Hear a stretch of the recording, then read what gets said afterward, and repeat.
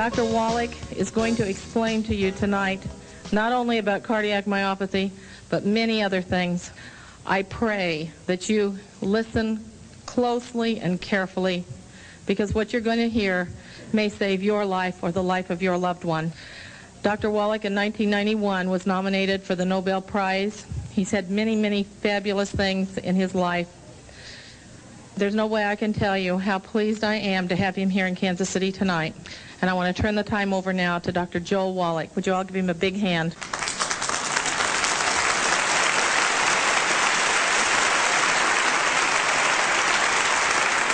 How many of you grew up on a farm or still work a farm or have anything to do with livestock? Well, I'll tell you what, you're my kind of people, because I grew up on a farm in West St. Louis County back in the 50s. And we started out with beef calves. And if you raise livestock, the only way you can make money is if you raise a lot of your own feed, for those of you who don't have that experience. And so we raised our own corn, and we raised our own soybeans and our own hay. And we had a truck come out from the mill, and this truck would come out from the mill, and it would grind up the corn and the soybeans and the hay, and then we would add sacks of vitamins, minerals, trace minerals, and we'd make pellets out of it, and this is what we would feed the calves. And in 6 months' time, we'd ship them to market to be slaughtered, or we'd save back some of the best ones for ourselves, and we'd knock them in the head and eat them, put it bluntly. And it always fascinated me as a teenager that we did that for those calves, and in 6 months ship them off to be slaughtered, or we'd eat them. And we wanted to live to be 100 years of age without any aches and pains. And guess what? We didn't take any vitamins or minerals. And that bothered me. So I asked my dad, I'd say, hey, Pops, how come you do that for those calves, you don't do that for us? And he'd give me this good old Missouri farm wisdom. He'd say things like, shut up, boy. You're getting this farm fresh food, and we hope you appreciate it. And, of course, I was very quiet then because I didn't want to miss out on any meals. Well, then when I went to school, I went to the University of Missouri, the School of Agriculture, and I got my degree in agriculture. And it was very interesting to me that I got my major in animal husbandry and nutrition. My minor was in field crops and soils, and then I got into veterinary school. As a freshman veterinary student, I learned the answer to my question. And the answer is this: we know how to prevent and cure diseases in animals with nutrition. And the reason why we do that is because we don't have major medical, we don't have hospitalization, Blue Cross Blue Shield, we don't have Medicare, we don't have Hillary to watch out for us. If you're going to make money as a farmer, you better know how to do stuff yourself, and you better do it efficiently with feed and nutrition if you can. Well, to make a long story short, after I got out of veterinary school, I went to Africa for 2 years, and I was able to fulfill a boyhood dream. I was able to be a Frank Buck for 2 years and work with Marlin Perkins. Many of you will remember him from the Mutual of Omaha's Wild Kingdom, and he's a great gentleman. And after 2 years of working with elephants and rhino, people used to ask me, are you a small animal vet or a large animal vet? Well, I was telling them I'm an extra large animal vet because I worked with elephants and rhinos. Well, after 2 years, he sent me a telegram and said, would you come back to the St. Louis Zoo and work with us? We need a wildlife veterinarian at the zoo for a special project.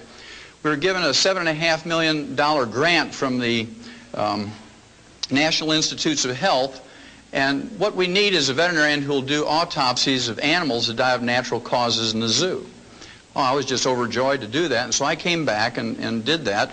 And, of course, I not only did autopsies for animals that died in the St. Louis Zoo, but the Brookfield Zoo in Chicago, the Bronx Zoo in New York, the National Zoo, the LA Zoo, and so forth. And my job, again, was to do autopsies of animals that died of natural causes in the zoo and look for a species of animals that was ultra-sensitive to pollution. This is because during the early 60s, we had just learned about pollution and ecological problems and disasters, and nobody quite knew what to do. And so I was supposed to find a species of animals that was extra sensitive to this and use them much like we did the canaries in the mine. You know, the old Welsh coal miners used to put a canary in a little wicker cage and take it down in the mine, and if methane gas or carbon monoxide would leak into the mine, the canary would drop off the perch and die first, and the men knew to get out before the mine blew up or they suffocated. Well, again, to make a long story short, over a period of some 12 years, I did 17,500 autopsies on over 454 species of animals. and 3,000 human beings who lived in close proximity to zoos. And the thing that I found out was this: every animal and every human being who dies of natural causes dies of a nutritional deficiency. And that fascinated me. It took me back to those calves. I said, gee, that's fascinating. Everybody's dying of nutritional deficiencies. And we could document this at autopsy, both chemically and biochemically and so forth, and things that you saw with the eye at the autopsy table. Well, that fascinated me. And I wrote 75 scientific articles. I wrote 8 multi-author textbooks, and 1 textbook of my own costs $140 for medical students, and I'm sure the only thing they do is use them for door stops. And I couldn't get anybody excited. I was on 2020. I was on 1,700 newspapers. I was in magazines. I was in every new network TV that you can think of. And guess what? Couldn't get anybody excited back in the 60s about nutrition. So what I did was went back to school and became a physician to use everything I had learned in veterinary school about nutrition in my human patients. And to no surprise to me, it worked. I spent 12 years up in Portland, Oregon in general practice, and it was very fascinating. What I'm going to share with you tonight is what I learned over those 10, 12 years using nutrition with my human patients. And if you take home only 10%, it will save you an enormous amount of unnecessary misery. It will save you a gob of money, and those of you in Missouri know what that means. A gob means a lot. And will save you, and in fact, it will add on many healthful years to your life. Okay, it'll add many healthful years to your life. Well, you can't do this. You can't get these healthful years, and you can't have longevity. You can't live to your genetic potential just falling off a stump. You have to do some things. And the first thing I have to do is convince you that it is worth doing these things. Now, I'm going to start out by convincing you that the genetic potential for human beings is 120 to 140 years, our genetic potential for longevity. Okay, 120 to 140 years. There's no less than 5 cultures whose people live to be 120 to 140. Starts out in the Tibetans in western China. These people were popularized back in 1934 by James Hilton. He wrote a book called The Lost Horizon. Many of you will remember reading that. It was a Pulitzer Prize-winning book way back then. And they did a movie of that in 1937. It's a very long movie, about 3 hours. And you can get it from any Blockbuster video. And I would encourage you to get it and look at it when you have 3 hours. It's a great movie. And the oldest living person that has some documentation, I'm sure there's a certain amount of exaggeration in there, but there is some documentation, was a fellow, a Dr. Li, L-I, from China along this Tibetan border. And this fellow, when he was 150 years old, quote unquote, received a big certificate from the Imperial Chinese government. He was born in 1677. 150 years later, he was given a certificate by the Imperial Chinese government for being 150 years. And then when he got to be 200 years, they sent him another, 50 years later, they sent him another certificate. And supposedly he died at age 256. And as people of that nature, he was written up in the New York Times in 1933 when he died, and the London Times. And so this is fairly well documented. But he may have only been 200 years old. I don't know if he was 256. But this is the person that led James Hilton to write that story. Then there's in 1967 or 68, there was a remake of that movie. It was a color version. If you haven't seen that, it was called Shangri-La. I'd urge you to see that. Then in eastern Pakistan, there's a group of people called the Hunzas, and these people are very famous for longevity, 120 to 140. And if you've been in alternative health for any length of time, you've heard their name at least. Then in what is now Western Russia, it used to be the Soviet Union, the Russian Georgians were made famous during the 70s by Dannon yogurt. You remember the old Crimea War veterans, they'd get their uniform on, they'd hold a saber up, and they would get a cup of Dannon yogurt and smile a lot, and you're supposed to make the mental leap that it was the Dannon yogurt that made them live to be 120. Then just south of them, the Armenians, the Abkhazians, and the Azerbaijanis are famous, at least in the Soviet Union. They were studied for some 60 years because they routinely lived to be 120 to 140. In fact, in 1973, the January issue of the National Geographic, 1973, January, National Geographic did a special article on people who live to be 100 and are older. And they featured these people, and there was a great pictorial article. You know, National Geographic is very good about coming out with pictures. And 3 of these dozens of pictures that were in that article, I remember one of them was a lady who was 136 years old.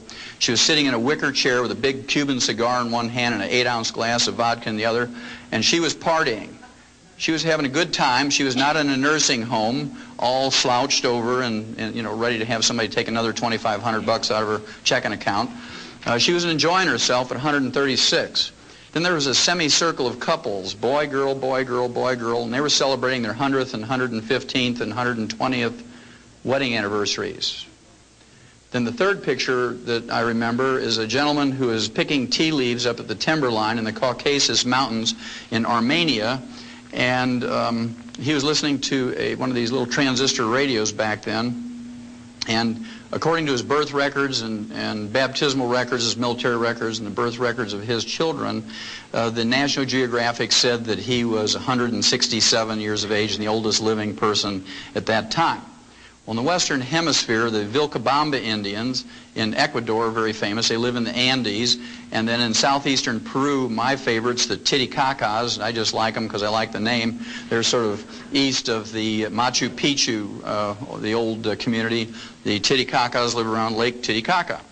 And of course, they're very famous for living to be 120 to 140. Well, in May 11th, just about a month ago, the oldest living American at this time and documented through the Guinness World Book of Records was Margaret Skeet. She was from Radford, Virginia. She died at age 115, and she died of a nutritional deficiency. You can tell that from her obituary. She died of the complications of a fall. What did she die from? Osteoporosis. Very good. She died of a calcium deficiency. She had no heart disease, no cancer, no diabetes, no other infirmities. But she died 3 weeks after a fall because she didn't have enough calcium. Very interesting. Also, her daughter said that she had a craving for sweets until she died, and that's a disease called pica. We'll talk about that in a little bit, but usually when you have a craving for chocolate, if you're a chocoholic or a sugaraholic, that means that you have a deficiency of chromium and vanadium, and we'll talk about that in a minute. Then in a third world country, in Niger, in Africa, a chief by the name of Bauer, at age 126, was eulogized by one of his wives. So I assume it was plural, it had many wives. And she was bragging about him at his death at age 126. He was still in possession of all his own teeth. Okay, so you assume that other faculties are working too. Then here's a gentleman from Syria at age 133. He died in July of 1993, and he was in the Guinness World Book of Records, not because he was 133. There's been many people who live longer than that. Not because he remarried for the 4th time at age 80, but because he fathered 9 children after the age of 80. And this meant if you add up 9 months for each child and a year for breastfeeding for each one and a year between each one of the children, he was still fathering children after age of 100, and that's what got him into the Guinness World Book of Records. So there's still hope for you fellas. Then those of you who like science, in November of 1993, those 6 Biospirians came out of that dome in Arizona. They were in there for 2 years, 3 couples.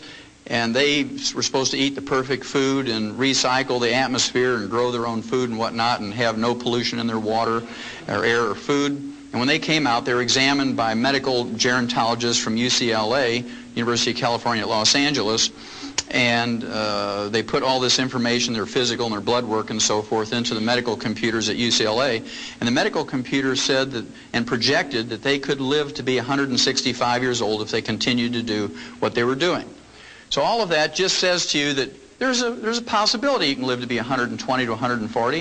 And when I grew up on the farm, we could grow 200 bushels of corn per acre, and with all the labor and all the fertilizer and everything else you did, you could make a profit if you grew 200 bushels per acre. But if you only got 100 bushels per acre and put out that same effort and the same fertilizer cost, you'd lose money. And so I want you to think about it. The average lifespan for an American today is 75.5. The average lifespan for an MD or a doctor is 58. You want to gain 20 years statistically, just don't go to medical school. You want to live to be 120 to 140, there's only two basic things. It's real simple, two things to remember. Number one, you have to avoid the pitfalls. You have to not step on the landmines, I call it. And those of you in the military, you know what that means. You do something stupid like step on one of those things, you kill yourself wastefully or unnecessarily. And of course, if you play Russian roulette or smoke excessively or drink excessively or wear a black sweatsuit and run down the middle of the highway at 2 o'clock in the morning, you're going to get struck by a car. All of those things are foolhardy, but it's amazing how many tens of thousands of people die in America from doing those stupid things every year. The last thing I will share with you on that subject of avoiding the landmines, I'd suggest very strongly to you that you avoid going to doctors. And I'm going to back up that statement, which is a pretty strong statement, with a statement from Ralph Nader's group in January of 1993, just about a year and a half ago, January 13th. He put out a news release based on a 3-year study on the causes of death in American hospitals, and it was a 1,500-page report, this 3-year study, and I'm not going to waste your time or mine by going over the whole thing word for word, but the bottom line says a lot. The bottom line says a lot. And here it is, quote, this is from Ralph Nader now. He's a consumer advocate, for those of you who don't know him, who watches out for us. Quote, 300,000 Americans are killed each year in hospitals alone as a result of medical negligence, unquote. I'm going to read that figure again because it's a huge figure. Quote, 300,000 Americans are killed each year in hospitals alone as a result of medical negligence, unquote. Now, he didn't say slipped away quietly out of neglect in a corner somewhere while they're waiting for an x-ray. He used the word killed. When you use the word killed, that means there was a procedure the doctor was doing went wrong somehow. That means that they gave them a wrong prescription. They put a decimal point in the wrong spot and gave them an incorrect dosage. These people were killed. 300,000. To appreciate how big a figure that is, you have to compare that with our military losses in Vietnam over 10 years, where we lost 56,000 people over 10 years, or an average of only 5,600 a year, on a field of battle where people had guns and artillery and explosives trying to kill each other. And millions of people poured out into the streets and protested that war. We had political anarchy in the last 3 years of the war. Students took over universities and colleges with guns and explosives. National Guardsmen shot students at Kent State in Ohio. We chased a president out of the presidency for 5,600 military personnel a year. And here's one profession that takes your tax money in the form of Medicare and Medicaid and kills 300,000 of us a year, according to Ralph Nader, and I believe him, he has no axe to grind. And you can go out in the street any day of the week in any city, and there isn't even a crazy street preacher out there with a sign that says, "Protect us from doctors." I want you to think about that, folks. That's number one. You have to avoid stepping on the landmine. So there's a certain value in treating yourself when you can, or preventing disease so you don't have to get treated. Now, the second thing you have to do, number two, is you have to do the positive things. You have to do the positive things.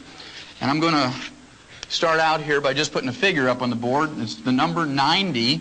And you need 90 nutrients in your diet every day. You need 60 minerals. You need 16 vitamins. You need 12 essential amino acids or protein building blocks, and you need 3 essential fatty acids.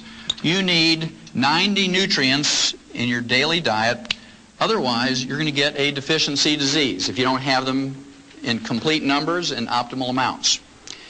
Well, I can tell you that I was one of those nerds back when I was in college. I had a clipboard. We didn't have computers back then. So I had a clipboard, and I was one of those funny guys with glasses and would walk up and down in the student union there in Columbia and say, "Do you take vitamins and minerals?"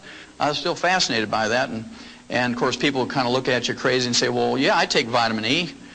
And I'd wait for them to come up with the other 89, and they didn't. They just, "Oh, I take vitamin E." Well, today, if you ask people, "Do you take food supplements?" they say, "Oh, yeah, I take Tums." Because that's what, they hear all the time. Well, again, you need 90 nutrients if you're going to make it. But the newspapers know, and the magazines and TV and radio knows that we're interested in health and longevity and supplements. So they all talk to us, not because the medical profession has asked them to do that in their stead. The medical profession doesn't say, hey, we're so busy saving people with surgery and chemotherapy and radiation and pharmaceuticals, would you please educate the people on nutrition? They do it because it sells newspapers. Well, my favorite article of all time appeared in Time magazine, April 6th, 1992. And if you haven't read it, I'd urge you to get it out of a school library or public library and photocopy it. Stick one copy on the door in the bathroom and one on the refrigerator. It's a cover article. It says, the real power of vitamins. New research shows they may help fight cancer, heart disease, and the ravages of aging. Again, there's 6 positive pages in here. There's only 1 negative sentence. And it was issued by a medical doctor who was asked by the writer of the article, what do you think about vitamins and minerals for people as food supplements? And here's what the doctor said, quote, popping vitamins doesn't do you any good, sniffs Dr. Victor Herbert, a professor of medicine at New York City's Mount Sinai Medical School. We get all the vitamins we need in our diets, and taking supplements just gives you expensive urine, unquote.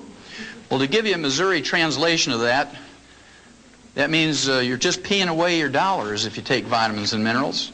You might as well wad up your dollars and throw them in the toilet and flush them away, because you're not getting any redeeming value from it. Those quacks are just taking your money for those vitamins and minerals.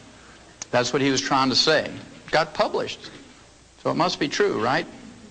Well, I'll tell you what, after having done those 17,500 autopsies in 454 species of animals from around the world and in 3,000 humans, and liking to be healthy myself and having children and grandchildren and the not too distant future great-grandchildren, I'd rather pee out 50 cents or $1 a day worth of excess vitamins and minerals.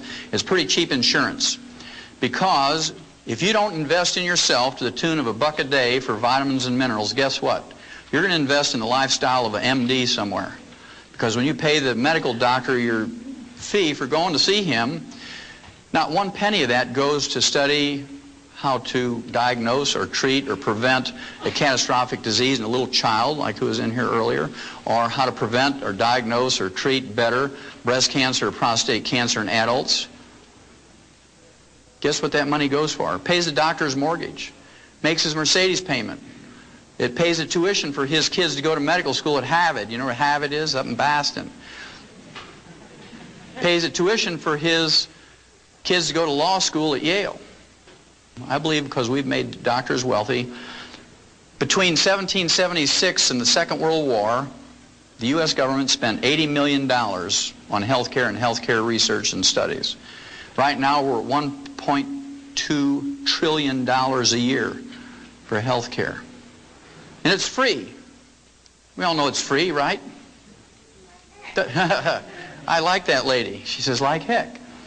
It's not free, but we're supposed to believe it's free, and everybody wants more of it and more free stuff. Well, I'll tell you what, if we used a human-type medical system for the agricultural industry and the livestock, your hamburger costs $275 a pound.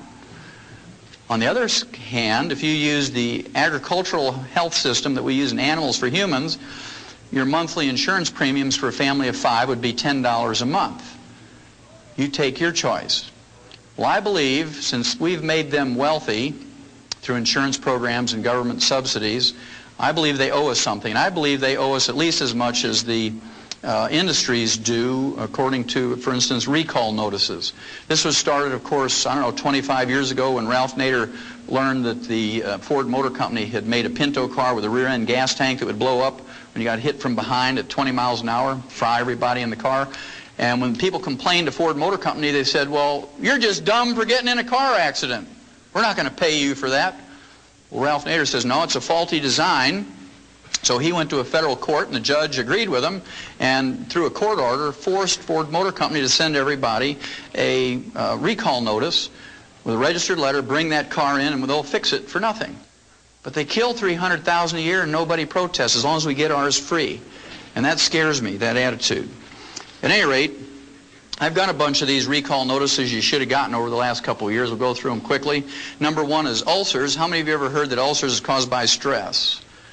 Okay, everybody's heard that. If you don't raise your hand, you got Alzheimer's or you're fibbing, right?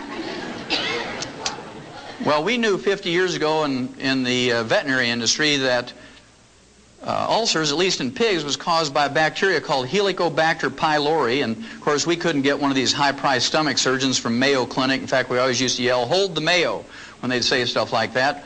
And otherwise, your pork chops would be $275 a pound to pay for that kind of surgery. And we learned that with a trace mineral called bismuth and the tetracycline antibiotic that we could prevent and cure those stomach ulcers in pigs without surgery. And so that's what we did. It cost $5 to cure a pig of stomach ulcers with bismuth, the trace mineral, and tetracycline. Well, the National Institutes of Health now, not the National Enquirer, but the National Institutes of Health came out in February of this year, February 1994, and said ulcers are caused by a bacteria called Helicobacter pylori, not stress.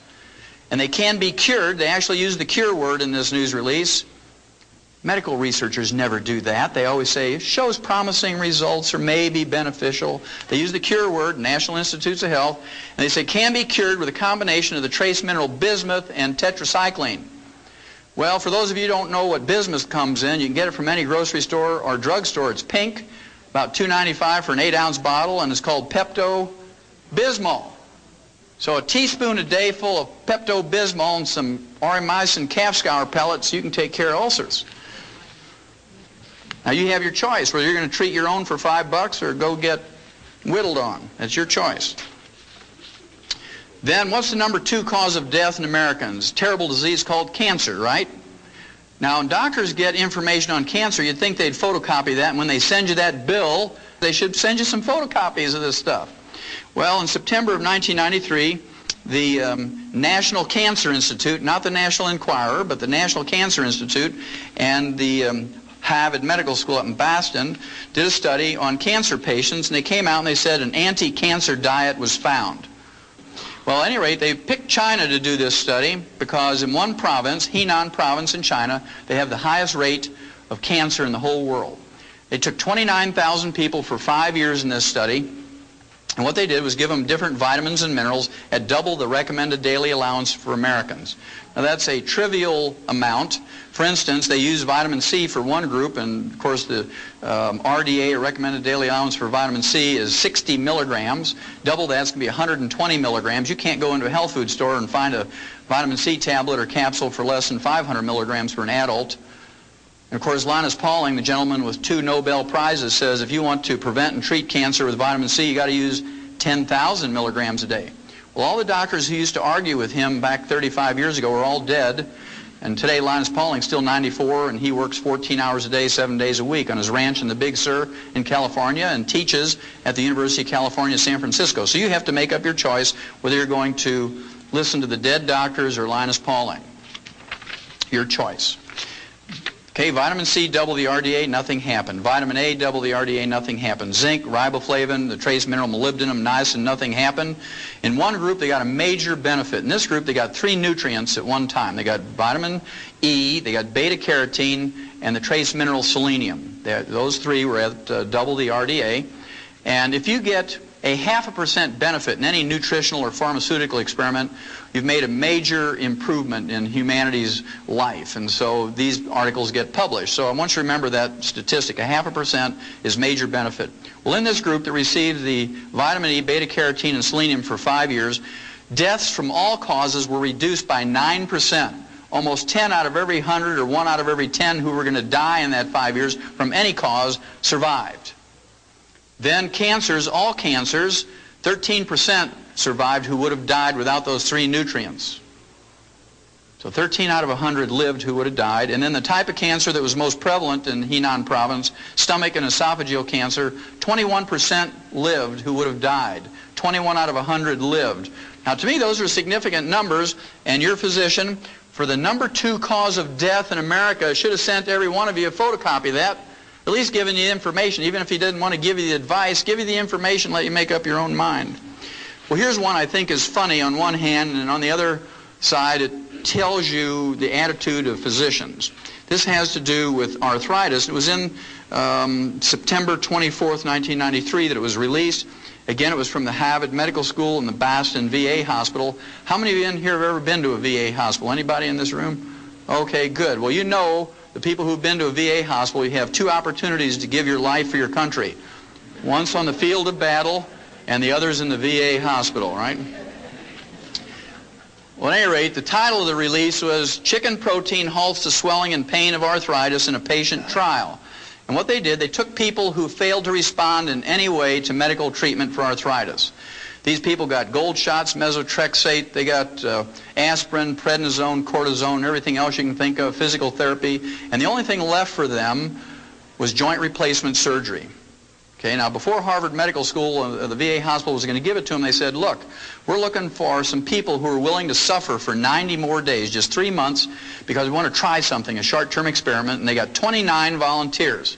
And what they did for those 29 volunteers who failed to respond in any way to medical treatment for arthritis was they gave them a heaping teaspoonful of ground-up dried chicken cartilage in their orange juice every morning. Just a heaping teaspoon of ground-up chicken cartilage. And in 10 days, according to Harvard Medical School, all the pain and inflammation was gone. These are people who didn't respond in any way to medical treatment. In 30 days, they could open up a new pickle jar that had never been opened. And in 90 days, 3 months, they had maximum return of function. Now, here's the funny part. The funny part comes by a statement of the guy who was the director of that study from Harvard Medical School, and here's what he said, quote, listen to the words, they're very important, quote, after 3 months it was clear that the drug was beneficial, unquote. Because it worked, chicken cartilage had become a drug.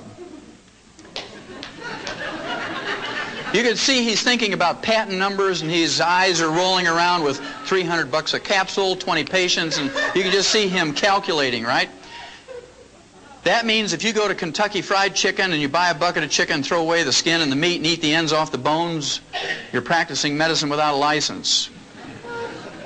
And if you go to a Kentucky Fried Chicken in the middle of the night, in the dark of the night, and you go to their dumpster and you root through there and you collect 2 5-gallon feed buckets full of chicken bones, and you take them home with a hammer and you pound off the ends of those bones and dry your own cartilage in the microwave, you know, you're manufacturing a pharmaceutical, and the FDA is going to put you in jail.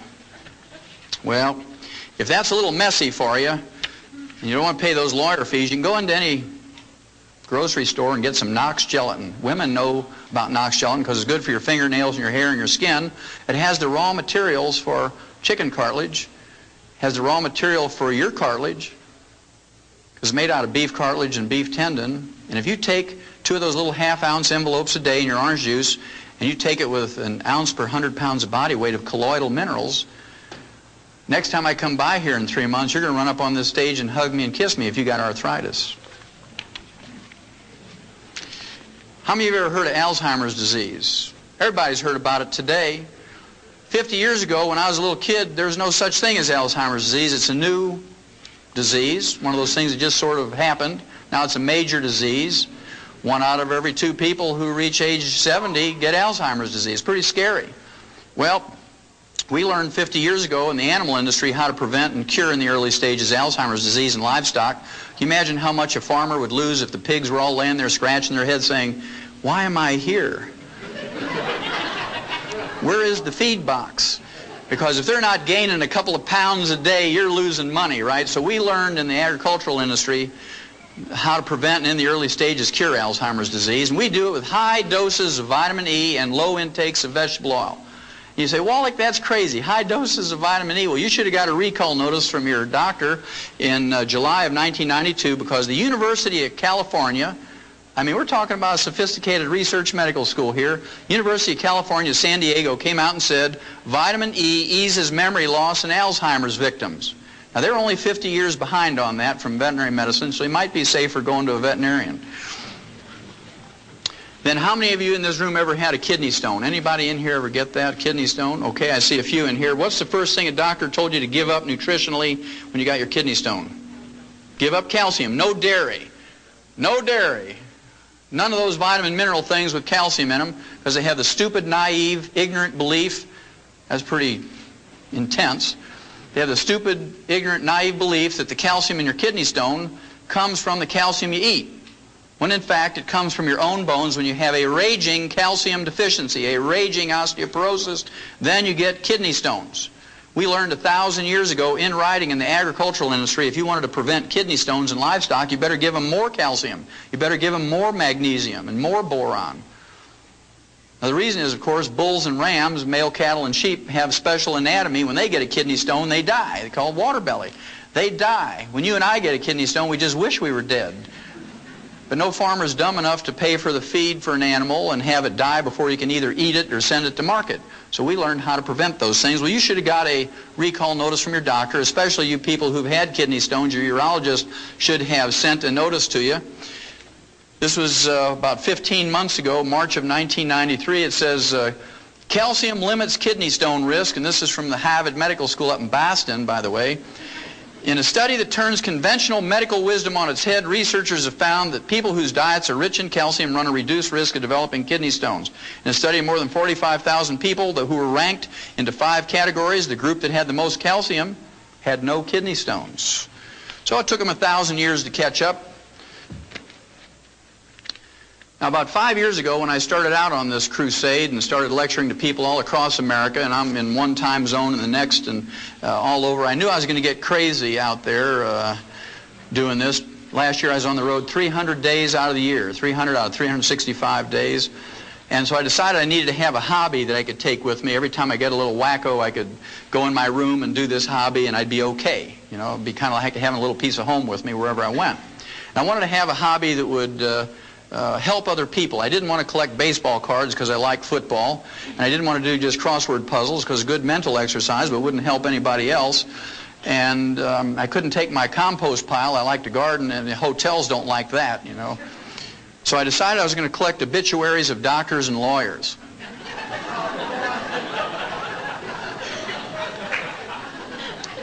Now, as crazy as that sounds, remember I told you the doctors live to an average age of 58, and we live to 75.5. And here's a group of people, professionals, who pontificate to you and tell you, well, this is what you need to do. You need to give up salt and no caffeine, and you need to not eat butter and eat margarine and do all these crazy things. And they die at age 58 on the average. And, of course, all those people who live to be 120 to 140, they put a chunk of rock salt in their tea every day, and they drink 40 cups of tea a day, 40 chunks of rock salt, and they cook with butter instead of olive oil, and they live to be 120. So who are you going to believe, the people who live to be 58 or the people who live to be 120? It's your choice. Anyway, I got a few of them here, some of my favorites. This is Dr. Stuart Cartwright, age 38.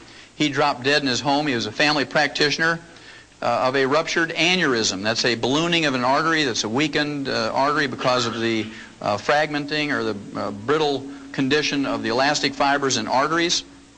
Just like when you hit a chuck hole with your car tire and you break the cords in there and you get a balloon. He dropped dead like he was poleaxed, okay, right in his home from a ruptured aortic aneurysm. Now we learned in 57, aneurysms are caused by a copper deficiency. We had a pilot project, 250,000 turkeys, and we made complete food pellets where you put all the 90 nutrients in there. And in the first 13 weeks, fully half of those turkeys died. 125,000 of them. Farmers were out there every morning picking them up by the bushel basket. They took them to the state diagnostic labs, and they were autopsied, and they found out that they all had died from a ruptured aortic aneurysm. So they doubled the amount of copper in there, and the next year they tried to raise 500,000 turkeys, and they didn't lose a single turkey from a ruptured aortic aneurysm. And they ran that experiment in mice and rats and rabbits and dogs and cats and calves and sheep and pigs and whatnot, and guess what? They found out that there's a whole series of diseases that are caused by a copper deficiency. Gray hair is the first sign. When you start getting gray hair, regardless of your age, you got a copper deficiency. You get skin wrinkles because the elastic fibers in your skin are going. Those little crow's feet around your eyes and facial and body skin wrinkles. You look like you're a little prune drying up. Okay. Then, of course, there's the varicose veins. Varicose veins. That's caused by an elastic fiber breakdown. Then, of course, parts of your body begin to sag. Under your arms, your breasts, your bellies, your legs, all this stuff starts sagging. And you can go to a cosmetic surgeon or plastic surgeon if you want, but it's a lot cheaper and a lot more effective and a lot safer if you just take some copper. Okay, well, Dr. Cartwright may have had a medical degree, but he didn't have expensive urine, so he died of something that even a turkey wouldn't die from. Then here's one. This fellow, he was a doctor's doctor, Dr. Martin Carter. He almost made it. He died at age 57. He got his medical degree from Harvard Medical School and his PhD in medicine from Yale. And of course, he was autopsied by the best because he was a doctor's doctor. He said, quote, "The cause of death was a ruptured aortic aneurysm," said Dr. Jules Hirsch of the Rockefeller University Hospital, unquote. What did he die from? Copper deficiency. See, he didn't have expensive urine either. Then here's an attorney. She was so famous, she was from Detroit, age 44, Ellen Joyce Alter. She was in the New York Times obituary. She made the big time. And, of course, she probably had steel buns because she belonged to one of those private health clubs. All these gals want steel buns, you know, doing their little exercises. But she didn't have expensive urine because she died of a ruptured cerebral aneurysm. When they don't do an autopsy, the symptoms could be called a stroke or subdural hemorrhage, but very frequently they're caused by a ruptured aneurysm, which is a copper deficiency. She didn't have expensive urine. How many of you here have ever heard of a guy by the name of Stuart Berger? Stuart Berger, he wrote 5 best-selling books on health and diets and nutrition. He got his medical degree from Tufts Medical School, which is a very fine medical school in Boston, not too far away from Harvard Medical School. And the books he wrote included The Southampton Diet for Weight Loss. He wrote Forever Young, 20 Years Younger in 20 Weeks, and How to Be Your Own Nutritionist. And he died at age 40. How'd you like to follow his dietary practices? He died at age 40 of cardiomyopathy, which is a selenium deficiency. The same cause as white muscle disease or stiff lamb disease, and any farmer can go to a feed store and get selenium pellets or selenium injections, things like Selatoc and Bozy and so forth. And Dr. Stuart Berger, a guy who wrote 5 best-selling books on nutrition, died of a nutritional deficiency. He didn't have expensive urine. Now, you can totally prevent cardiomyopathy for 10 cents a day. And if we don't do it, we're malignant dumb, I like to call it. You're malignant dumb if you don't take in 10 cents a day worth of selenium. It's a waste of your life. That's one of those landmines you can avoid. The medical treatment of choice for cardiomyopathy is a heart transplant. Costs $750,000. I want you to think about that. They get the heart free from a donor. They get the blood free for the surgery from the relatives. They use $2.50 worth of suture material. And they charge us $750,000 for that procedure. Now, 6 months ago in L.A., when they had the earthquake, they were putting people in jail for 60 and 90 days for price gouging for selling these terrified people a gallon of water for $4. They put them in jail for price gouging for selling them a gallon of water for $4. Now, to me, that's entrepreneurialism. You know, that's being in business for yourself. If you had a way to distill water and make water, and you had a car and you could get in there and sell those people a gallon of water for $4, hey, more power to you. Because if you go to a 7-Eleven and buy a quart of Evian water, it's $1.29. So 4 of those quarts is $5.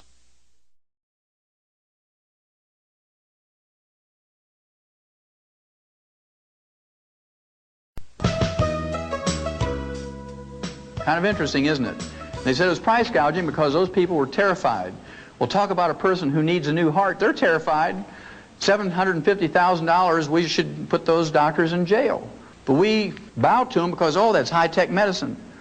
Out of 270 million people in America, you save about 50 a year. Is that cost-effective? I don't think so. I don't think so. At any rate, Dr. Stuart Berger didn't have expensive urine. Now, here's the last one, and many of you may know this woman.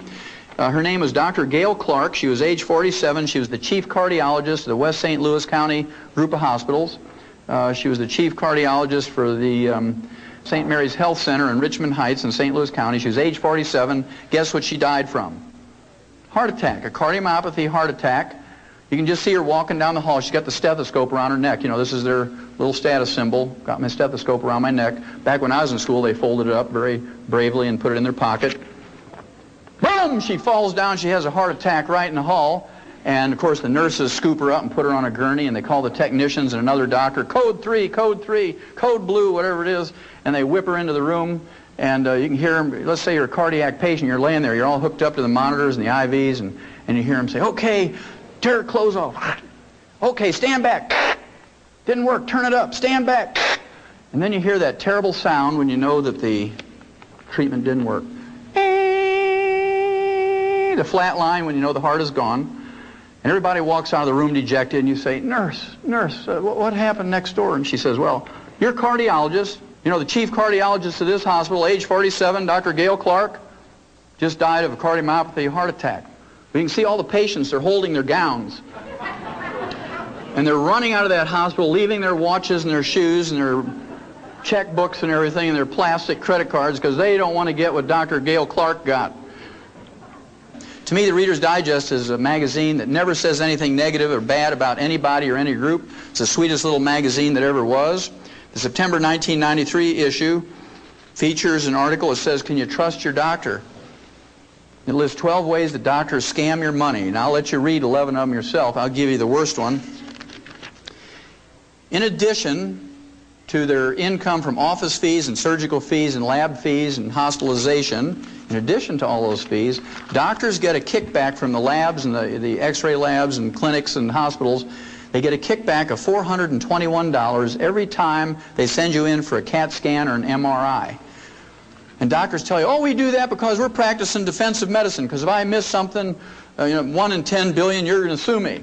So I do this just to protect myself. Well, if it was just to protect themselves and you knew them and they knew you, 90% of the people say, oh, just skip it, doc. If you don't really think it's necessary, let's save the money.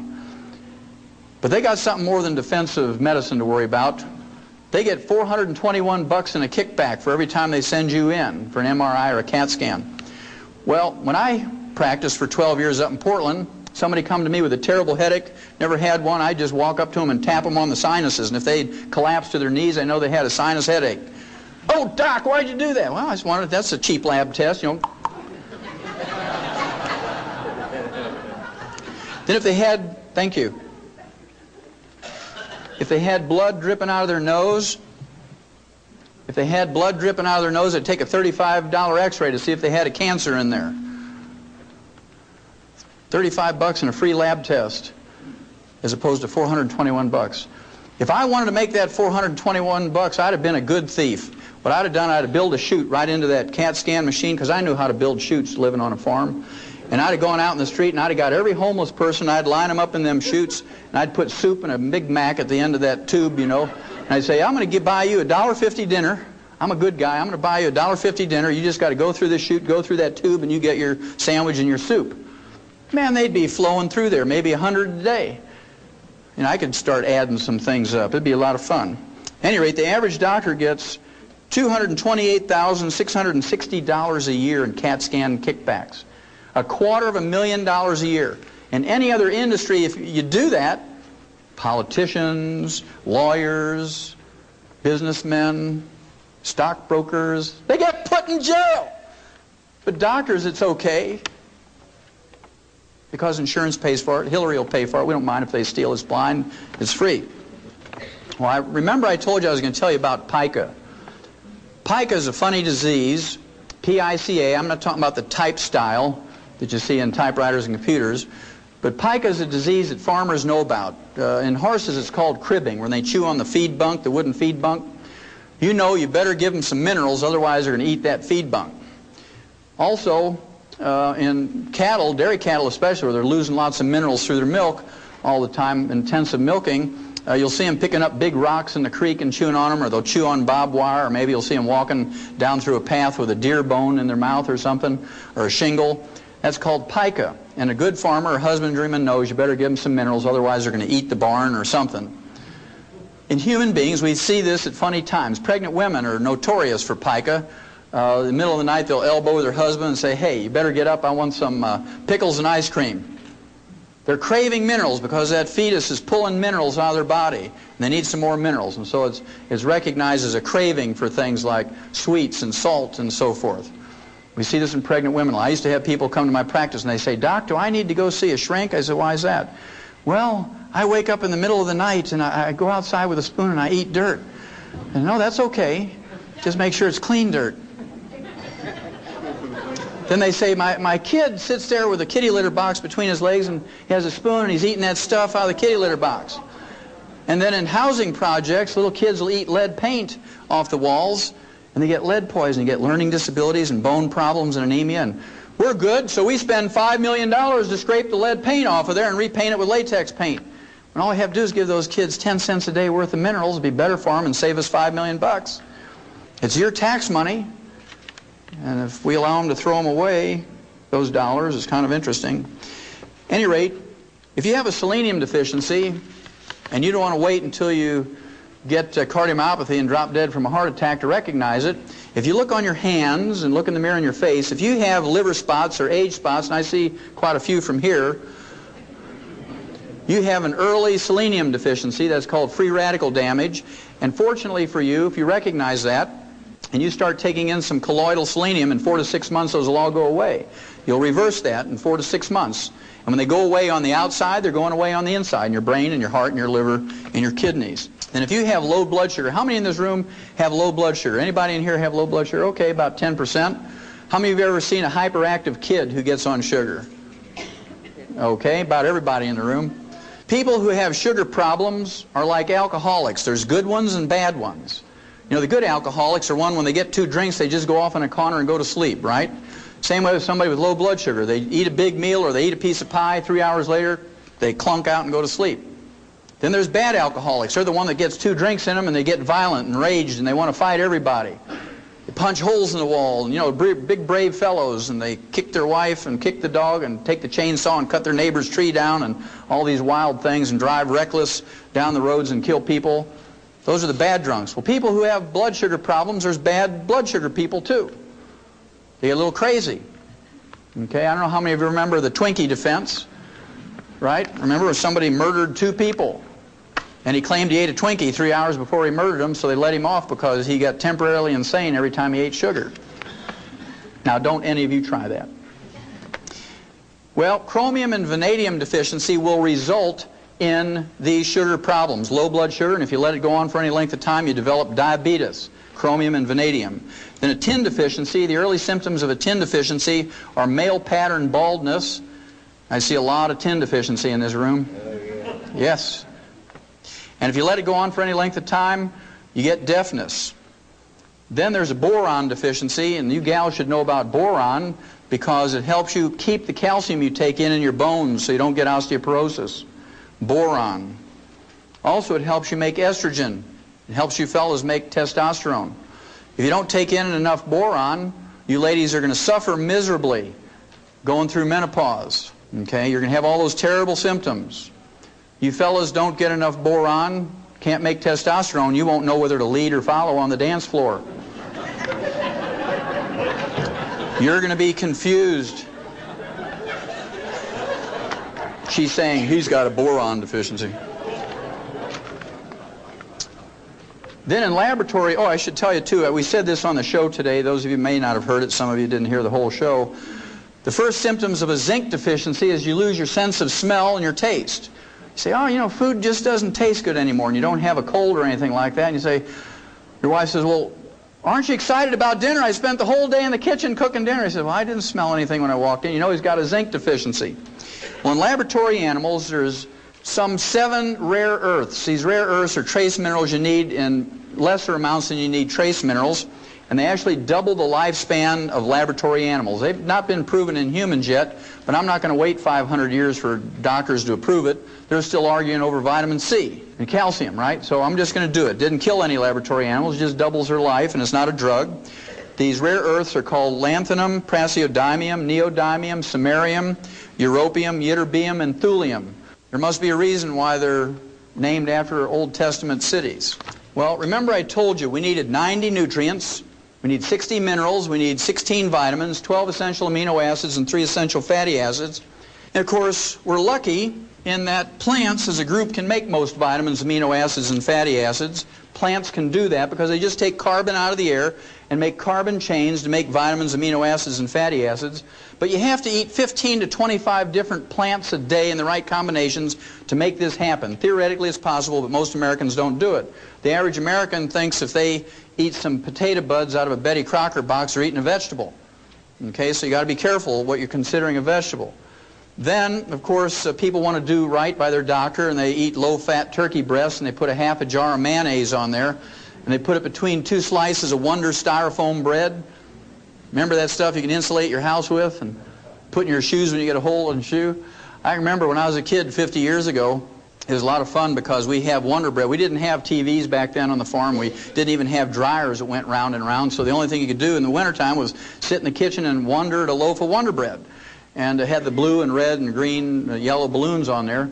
And if you read the labels as many times as I do, you know it said things like helps build bodies at 12 ways. And about 15 years later, the FDA made them change it to help build your body 8 ways. Now, if you go to the store and look at Wonder Bread wrappers, it just says Wonder Bread. So it kind of gives you a clue. So even though this is theoretically possible, it's not likely to happen that you're going to get your vitamins, amino acids, and fatty acids in proper proportions from your diet. And so if your life is as valuable to you as mine is to me, and my children's and my grandchildren's is to me, I would make sure that I take in all my vitamins and amino acids and fatty acids, because I guarantee you won't make it to 120 or 140 if you don't. You're just not going to do it. Now, minerals are another story. We have a tragic story when it comes to minerals, because plants cannot make minerals in any way, shape, or form, and if they're not in the soil anymore, they're not in our plants. And we have for you, when you leave, a free copy of a summary of U.S. Senate Document 264. U.S. Senate Document 264 is from the 74th Congress, second session, and it says that our farm soils and our range soils are depleted of minerals, and the crops, the grains, the fruits and the vegetables, and the nuts that are grown on these depleted farm and range soils are minerally deficient, and the people who eat them get mineral deficiency diseases, and the only way to prevent and cure them is with mineral supplements. That's U.S. Senate Document 264, 74th Congress, second session. It was written and printed by the U.S. Congress in 1936. 58 years ago. Do you think it's gotten any better? No. It has not gotten any better. It's only gotten worse. And the reason is, if you guys do what we did, and people continue to do, is we put NPK on our land, nitrogen, phosphorus, potassium, and you see it as these 3 numbers in many combinations of ratios, and these represent percentages of these 3 nutrients, nitrogen, phosphorus, potassium. And those of you who don't have any experience on farms, the reason why we do this is farmers get paid for tons and bushels. There's no subsidy that encourages people to put 60 minerals back in the soil. You get paid for tons and bushels, and for 40 bucks an acre, you can get the maximum yield in tons and bushels. It only takes 5 to 10 years to deplete the land of minerals, because every time you harvest a crop, those plants pull minerals out of the soil, many pounds per acre every time you haul a crop out. So soon those minerals are gone. And if you only put back in 3 and you take out 60, it's like a checking account. If you only put $3 in your checking account every month and write checks for 60, what's going to happen to your checks? Boing, boing, boing, they bounce, exactly. Well, I can tell you that our health is bouncing right now to the tune of $1.2 trillion a year, because there's no more minerals left in our soil.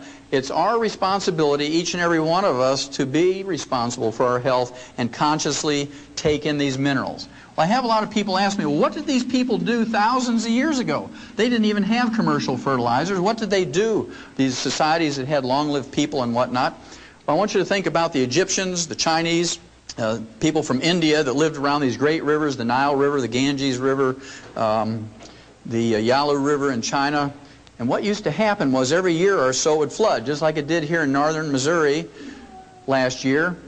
And every time it flooded, guess what would happen? It would bring silt or rock dust from mountains from 500 or 1,000 miles away. And those people would pray to every god they had, the water god, the sky god, the wind god, the rock god, to flood. We pray, don't flood. They used to pray to flood because they had their floods during the winter time, and it would put silt and minerals back in the soil, and their grain was very valuable. King Philip, who was the father of Alexander the Great, married the 12-year-old child queen of Egypt, Cleopatra. She didn't look like Elizabeth Taylor, all made up in beautiful costumes. She was a little flat-chested teeny bopper, not very sexy. But Philip married her because she controlled the best wheat in the world. And if he wanted his Macedonian army to conquer the world through his son Alexander the Great, he needed the best wheat in the world, so you could march 20 hours a day, fight for 6 hours, and win. If they used the wheat from the depleted soils in Greece, they couldn't go 20 minutes without saying, "Mommy, pick me up." Can you imagine these big Greek soldiers? "Oh, my legs hurt, pick me up." And so they knew the best place to get wheat was from Egypt. It was those floods that gave them those minerals. And all those cultures that came up with all the great art and all the great technology came from those places because they had more intelligence, because they had more nutrition, more minerals, I heard somebody say. Very good. Well, you're getting the picture. Well, what I'm going to do here is I'm just going to pick out a couple of minerals, just a couple of them, so you get the idea. It applies to all of them. Let's just pick out a common one, like calcium. Everybody knows about calcium. Calcium deficiency will result in something like 147 different diseases. They're just different names. They're named after people like Bell's palsy. Bell's palsy is, everybody knows about that. One side of your face sags. It's not a true stroke. It just affects your facial muscles. It's caused by calcium deficiency. We'll talk about it in a little bit. But everybody knows about this one, osteoporosis. It's the number 10 killer of adults in the United States. It's very expensive. It costs you $35,000 each for each hip to replace. It's okay. It's free. Insurance or Medicare or Hillary will pay for it. It costs you $70,000 for both hips. As expensive as it is, and the number 10 killer, remember, Mrs. Skeets from Radford, Virginia, aged 115 years of age, she died of complications of a fall. We don't have osteoporosis in animals, and it's because of farmers we don't have osteoporosis in animals. It goes like this. You have a pasture with 100 cows in it, and this year you didn't have any calves, you can't repay your operating loan, you're in trouble. Right? Because you paid for the feed and the vet bill and mowed the pasture and fertilized and maintained the fence and fed the cows and all this, that, and the other. You don't have any calves, you can't pay back the operating loan and make any money. So you call the vet out and you say, do I get rid of these cows? What happened here? And he examines the cows. He says, nothing wrong with them. He says, let me look at the bull. And he says, aha, here's your problem. That bull has osteoporosis of both hips, can't breed the cows, didn't have any calves. He says, I'll tell you what, though. He says, you give me $70,000. He says, I'll put 2 new hips in that bull, and next year you'll have some calves. Well, the first thing that farmer says is, stand back, Doc. Boom!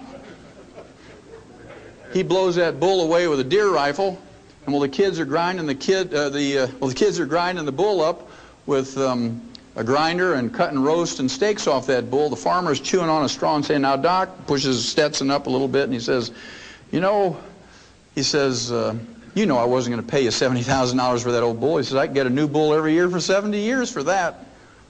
He says, but every once in a while I get a bull that throws good calves. I'd like to keep them. Is there any way I can prevent that osteoporosis thing from happening to a good bull? He says, well, yeah. He says, if you'll give a bull calf 10 cents worth of calcium every day after he's weaned, he'll never get osteoporosis. The farmer says, no, wait a minute, Doc. You mean if I give that bull 10 cents a day worth of calcium from the time he's weaned, I can prevent a $70,000 disaster? He says, oh, yeah, it's that simple. He says, you mean all I have to do is give up a half a cup of coffee a day to do that? He says, yeah, that's it. He says, I choose that one. He says, I'll give up the half a cup of coffee. And that's what we have to think like, okay? Then there's receding gums. Dentists and periodontists will tell you that if you want to prevent and cure receding gums, you better floss and brush after every meal. If you believe that works, I have some oceanfront property in Montana to sell you. If you all know your geography, you know that doesn't work. Now, as a veterinarian, I've seen hundreds of thousands of animals of all kinds: mice, rats, rabbits, dogs, cats, sheep, pigs, horses, lions, and tigers, and bears, and they don't get receding gums. And they don't floss. Now, they do get funky breath, but they don't get receding gums. Well, if you want to smell something, you just let a camel breathe on you, boy. Well, the reason we don't have receding gums in livestock is because we've dealt with the osteoporosis problem. Receding gums is not a deficiency of flossing. It's, in fact, osteoporosis of the jaw bones and of the facial bones. So if you have gingivitis or receding gums, you have advanced osteoporosis. Those bones around your teeth are melting away little bit by little bit every day. And if you take your teeth out at night and put them in a glass next to your bed and that fizzy stuff, you have major advanced osteoporosis because all your bone has melted away. Okay? Then there's arthritis.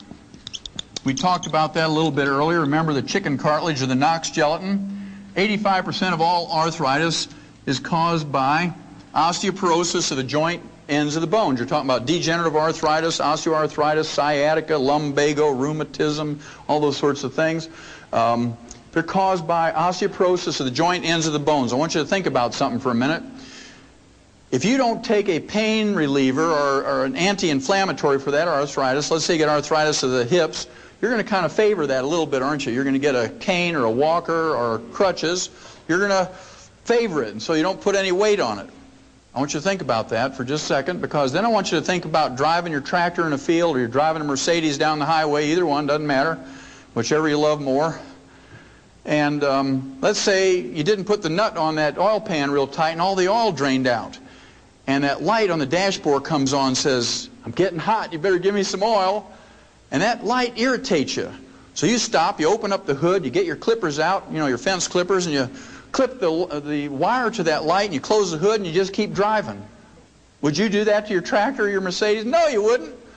But we take those pain relievers for arthritis, and we go out there and square dance and do the Texas two-step and do our 5-mile walks and our aerobics. That pill works real good, Doc, because it killed my pain. And you're just wearing that thing off faster and faster.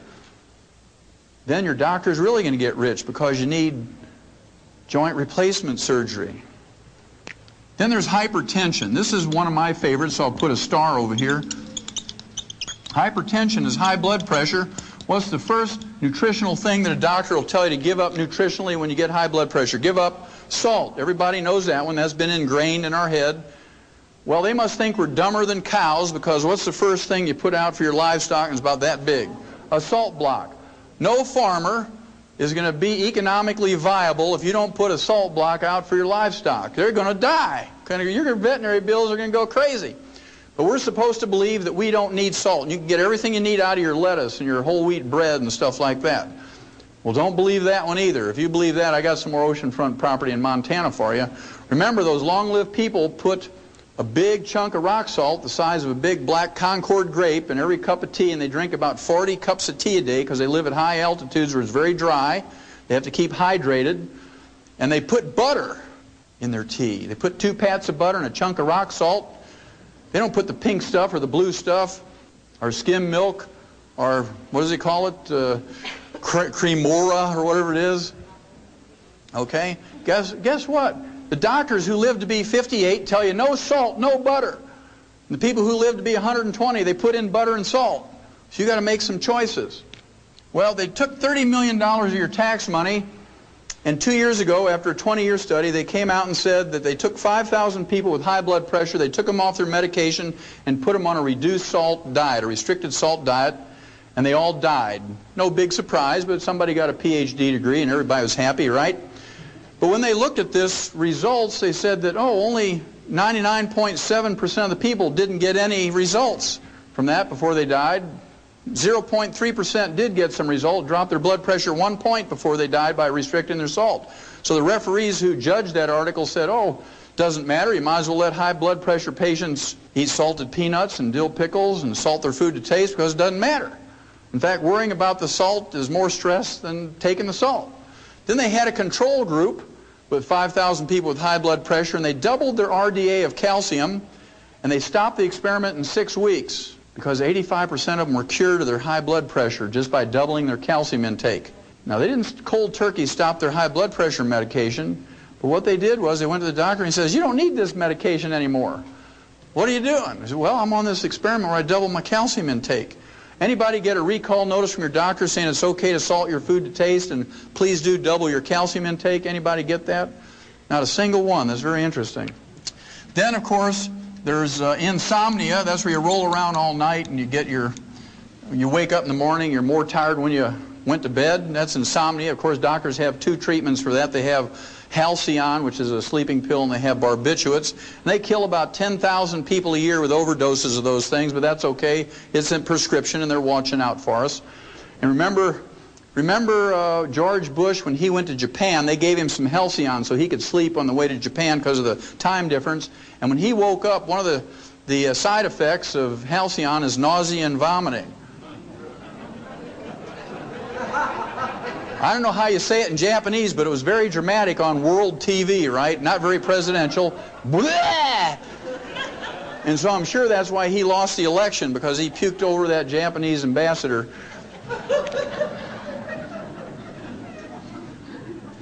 And then, of course, there's kidney stones.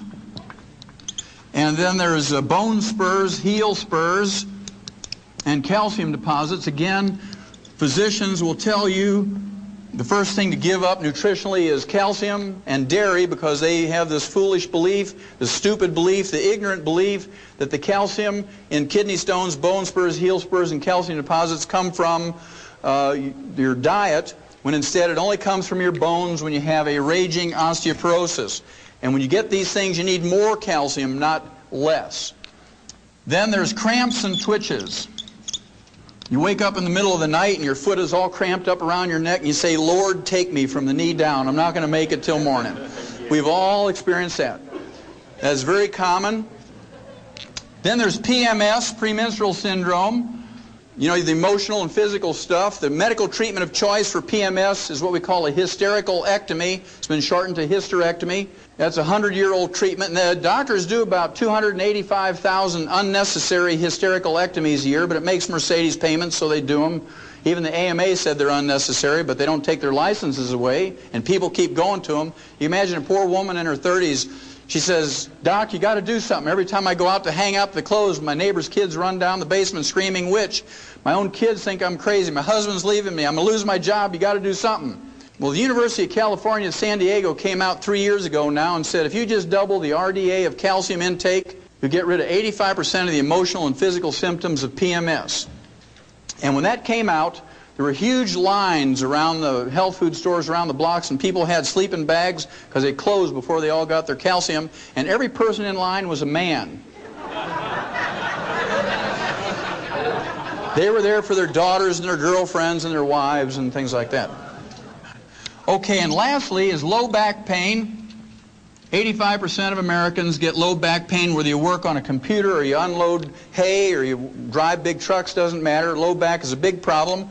Low back is just osteoporosis of the vertebrae, whether you have a disc problem or whatnot, because if your disc doesn't have anything to hold on to, your vertebrae have melted away, what's going to happen to the disc? Especially if you have a copper deficiency, because they're made out of elastic fibers, they go like a water balloon with a lot of pressure on them.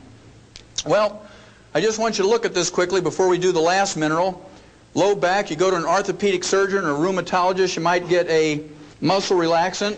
You might get Valium and a muscle relaxant. You get a laminectomy. You get your vertebrae fused. You might get a disc operation. They don't tell you 75% of the time you'll never be the same again, right? PMS, you go to your OBGYN. You can go to an internist. You can go to a family counselor, a shrink, or a divorce attorney. Cramps and twitches, you go to a neurologist. You go to a sports medicine doctor, an internist. Bone spurs, heel spurs, calcium deposits, you go to a rheumatologist, an orthopedic surgeon, or a podiatrist. Kidney stones, you go to a urologist or an internist or a surgeon. Insomnia, you go to a shrink or a sleep clinic or an internist. Hypertension, you go to a cardiologist, an internist, or a surgeon. Arthritis, a rheumatologist, a orthopedic surgeon, or an internist. Receding gums, you go to a dentist or a periodontist. Osteoporosis, you go to all those health specialists, including a Tums salesman. For nothing more than a calcium deficiency. It costs you 10 cents a day to deal with. Now, on the average, because Americans have insurance and we have Medicare and Medicaid, we spend on the average $25,000 to $250,000, and we undergo 5 to 10 surgical procedures a year for a calcium deficiency. And we beg the doctors to do it. We beg the doctors to do it. Well, it's our choice. The last one I'll share with you is diabetes. Everybody's touched by diabetes. It's the number 3 cause of death in adults in the United States. Number 3 cause of death. And it has terrible complications and side effects, diabetes. The side effects include blindness of many kinds. Then there's a kidney failure with dialysis and kidney transplant. There's cardiovascular disease of all kinds. And of course that contributes to the number 1 cause of death, which is the number 1 cause of death. Then there's amputations. Everybody ought to have one of those because they're totally paid for in their health thing. They assume that you're not just going to get one because you want to get everything on your health benefits. And then you shorten your life because if you have diabetes, on the average, you have a shorter lifespan than someone who doesn't have diabetes. Now, we learned in 1957 in the animal industry that we could prevent and cure diabetes with 2 trace minerals. That's a pretty profound statement, that we could prevent and cure diabetes with 2 trace minerals in 1957 in animals. It was published in Federation Proceedings, which is the official journal of the American Science, the National Institutes of Health. The official monthly journal was August 1957. Well, the 2 trace minerals that you can get to prevent and cure this are chromium and vanadium. Vanadium alone, according to the University of Vancouver, British Columbia Medical School, vanadium alone will replace insulin in adult onset diabetics, which represent 85% of all diabetics. Of course, they can't quit their insulin cold turkey. They got to gradually wean off of it. It takes 4 to 6 months for most people to slowly wean off of insulin if they're taking in adequate amounts of chromium and vanadium. I've seen it work on hundreds and hundreds of people. Now, to me, this is criminal, because if you write to Hill's packing company that makes Science Diet dog food, they're right over here in Topeka, Kansas. I don't know if I'm pointing west, but that way, okay. They're all saying that way. Topeka, Kansas, they manufacture Science Diet dog food and other Science Diet products, high-tech foods for animals. If you write them and say, how many minerals exactly is in Science Diet for dog food, they'll write you back and say there's 40 minerals. You write Checkerboard Square in St. Louis, Ralston Purina, and say, just how many minerals are in your rat pellets for laboratory rats? And they'll say there's 28 minerals. I'll give anybody in this room a crisp new $100 bill if you can find me a human infant formula in a grocery store that has more than 11. So our dogs get 40 minerals. Remember, that's what Mike Murphy was saying. His dog never seems to get sick because he's getting this canned dog food with all these vitamins and minerals in there. So our dogs get 40 minerals, our rats get 28 minerals, and our human infants get 11. Is that fair? No, that's called fraud. Doesn't matter if you're talking about SMA, Similac, Isomil, Pro Soy B. In fact, that's why they call Similac Similac, because it lacks everything.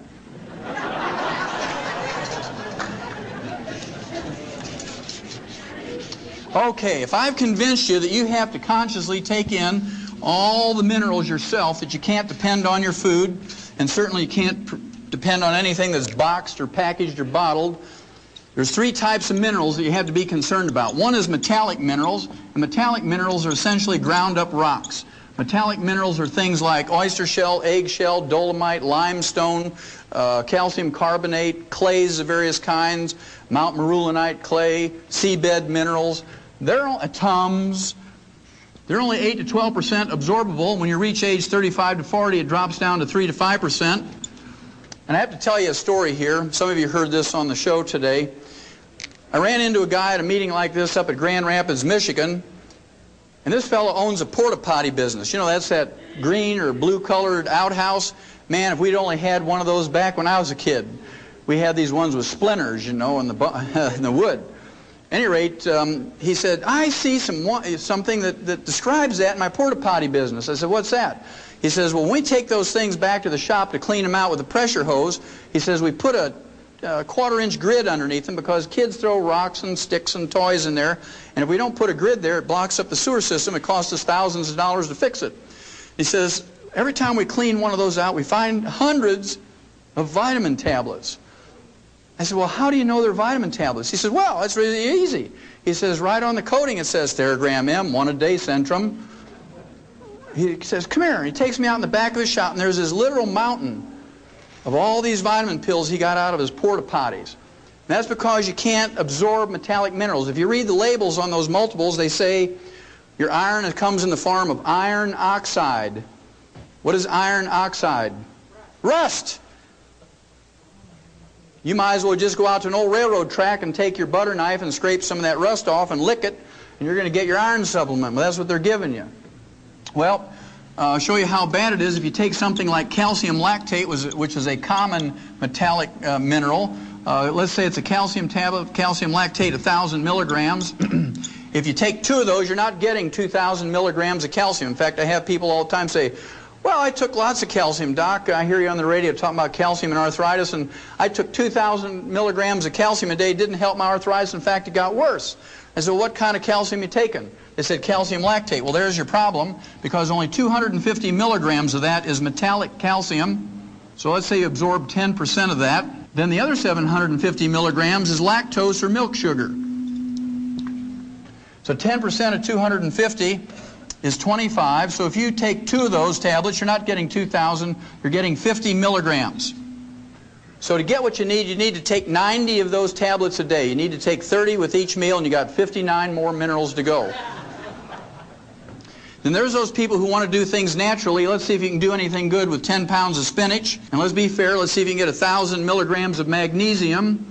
I picked magnesium because in green leafy vegetables you have a lot of magnesium because of the chlorophyll, right? It's part of the chlorophyll molecule. And any pound of anything, you got 454 grams.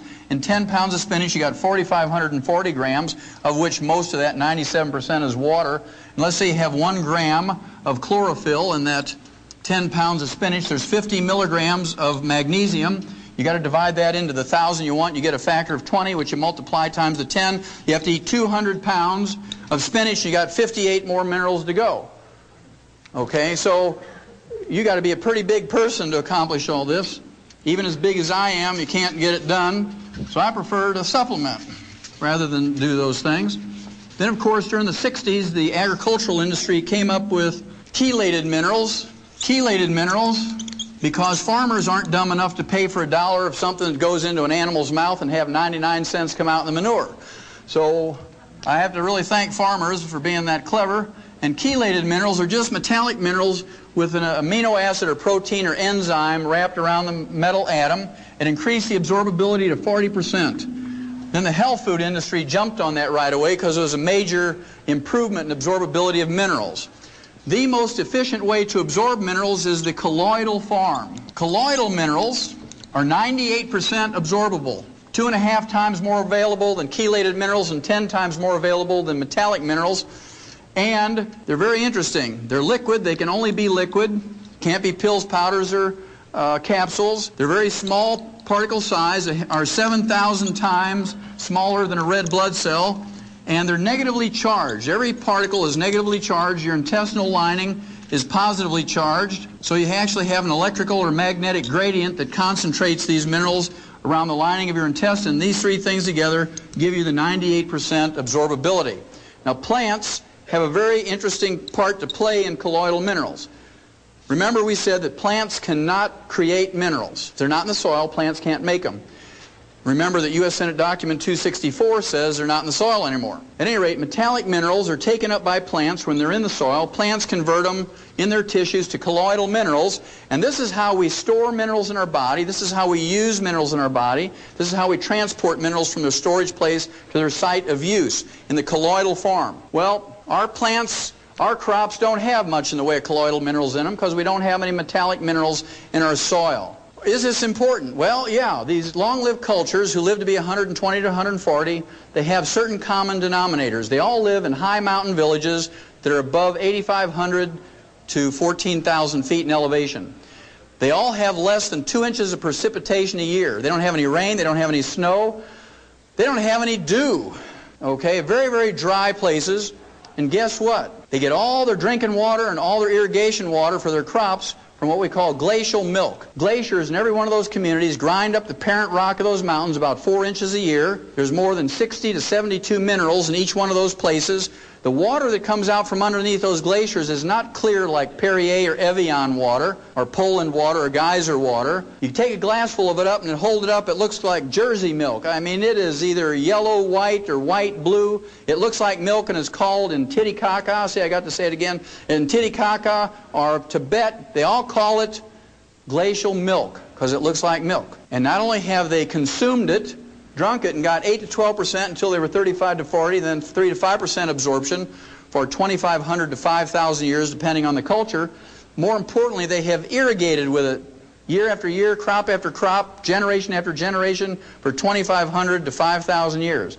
They have no diabetes, they have no heart disease, no high blood pressure, no arthritis, no osteoporosis, no cancer, no cataracts, no glaucoma. They have no birth defects. They have no jails full of drug addicts. They have no taxes. They have no doctors. Yet they live to be 120 to 140 without disease. Are these colloidal minerals important? You bet your life they're important. And every time you don't take them in every day, you're chopping off a few hours or a few days of your life. Okay, now most people are not going to go to Hunza or Tibet or Titicaca because we don't have Kenmore kitchens there or even Saturn cars or TV changers, channel changers or electricity. They don't have insulated houses. They don't have central heating or air conditioning. But what they do have is colloidal minerals. This is Dr. Wallach with a final message. Information gives you the ability to make decisions with confidence. I hope you've enjoyed my message. By giving your body the proper raw materials every day, you'll be taking the necessary steps in living healthier and living longer. Make the decision to take control of your personal health and longevity program today. Colloidal minerals are not like antibiotics. You don't get a prescription which you use for 10 days and then you're done.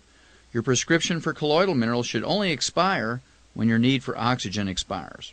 You need to supplement your diet with the 90 essential nutrients each and every day of your life.